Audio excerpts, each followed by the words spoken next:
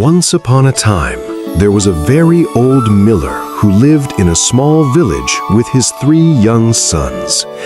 They worked very hard every single day at the mill, but the family did not have much money at all. When the old miller finally passed away, he left a special gift for each of his 3 sons to keep. The eldest son was very happy because he received the large and useful mill to do his daily work.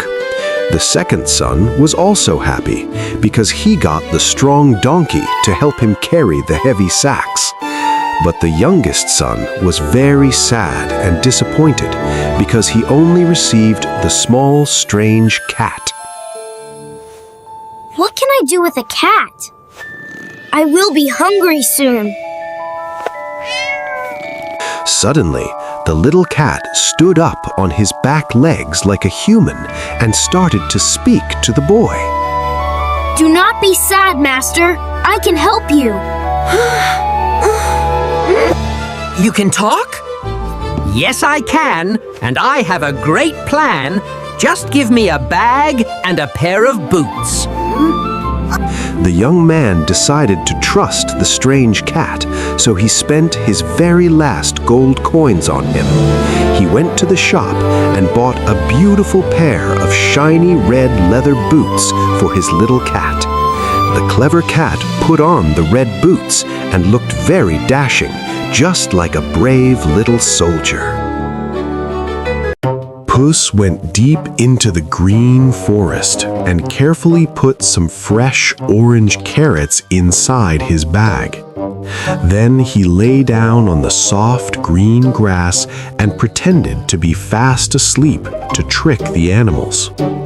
Soon, a foolish young rabbit came along and smelled the delicious carrots inside the open bag.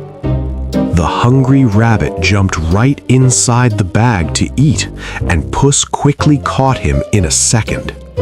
Puss took the rabbit he caught and walked all the way to the king's beautiful golden palace. The royal guards let him enter the gate because he looked so fancy in his shiny red boots. Puss walked into the throne room and bowed very low before the king to show his great respect. Your Majesty, allow me to present here a gift from my master. Who is your master? My lord is known as the Marquis of Carabas. The king was very pleased with the gift and thought the Marquis must be a very kind person. For many weeks, Puss went hunting and brought more delicious gifts to the king at the palace. Every single time, he told the king that the gifts were from the wealthy Marquis of Carabas. The king became very curious about this rich Marquis and wanted to meet him very much indeed.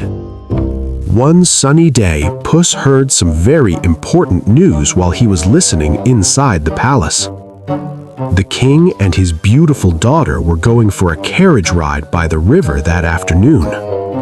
Puss ran back to his master as fast as he could to tell him about his wonderful new plan. Master, if you do as I say, your fortune is made. Just go quickly and bathe in the river waters. The young man did not understand the plan at all, but he trusted his cat and obeyed him. While the young man was swimming in the cool water, the king's golden carriage arrived nearby. Puss quickly took his master's old, torn clothes and hid them under a big gray rock nearby.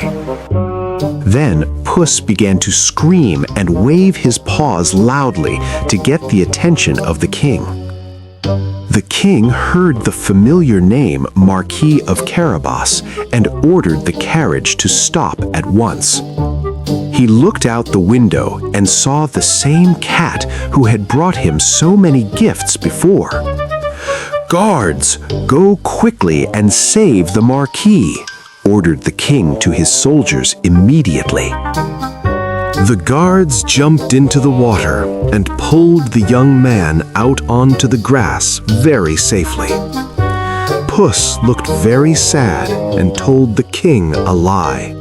Thieves came and stole his fine clothes. The king was very angry that thieves would do such a bad thing to a noble marquis. He ordered his servants to bring a very fine suit of clothes for the marquis to wear. The young man put on the royal blue and gold clothes, and he looked very handsome indeed. The princess saw him from the carriage window, and she fell in love with him instantly. The king smiled warmly and invited the young marquis to sit inside the golden royal carriage. The beautiful princess was very happy to sit next to the handsome young man on the soft seat. But the clever Puss ran far ahead of the slow carriage to prepare the way for his dear master. He came to a beautiful wide green meadow where the summer sun was shining very brightly. Puss looked very serious and tried to look as scary and dangerous as a little cat could be. Good people! The king is coming! Tell him this meadow belongs to the Marquis of Carabas! Or I will show no mercy and chop you into mincemeat. The simple mowers were very afraid of the strange talking cat in the shiny red leather boots. Very soon, the king's golden carriage arrived at the edge of the beautiful green meadow. Whose meadow is this? It belongs to the Marquis of Carabas. The king was truly amazed by the marquis's great wealth and looked at him with much respect. Puss ran further down the road and saw a large field of golden wheat ready for the harvest.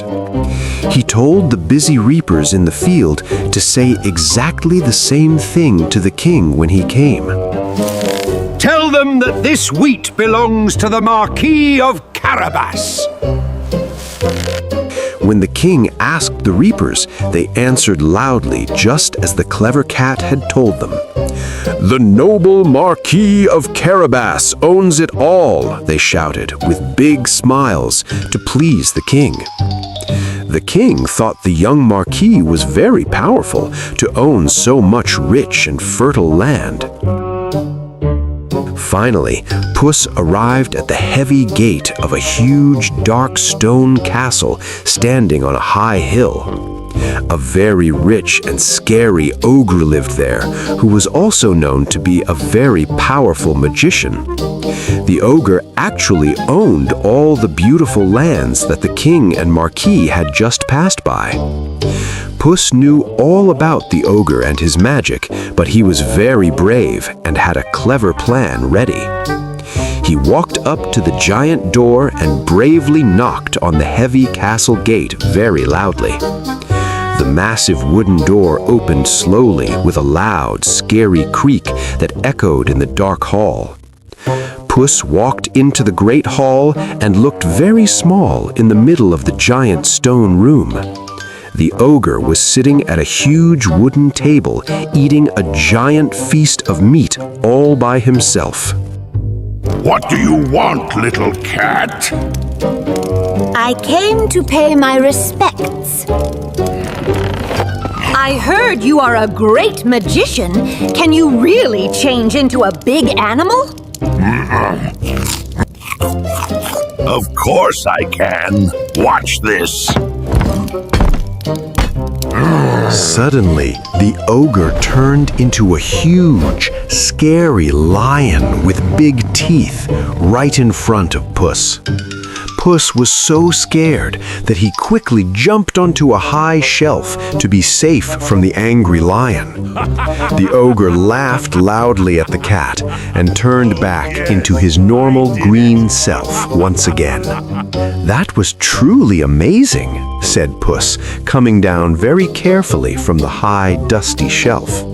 But can you turn into a tiny animal, like a mouse? I bet that is impossible for you. Impossible? Nothing is impossible for me. Watch this. He instantly turned into a little gray mouse, running quickly across the cold stone floor. Puss was too fast. He trapped the mouse under a heavy silver cup on the floor in a second. Gotcha! Now you will be a mouse forever. Just then, the king's golden carriage arrived at the main gate of the dark stone castle. Puss hid the cage behind a curtain and ran out to meet the king at the heavy castle door. Welcome to the castle of the Marquis of Carabas. They went inside the great hall and found a delicious feast ready for them on the long table. The king was so happy that he let the Marquis marry the princess that very same afternoon.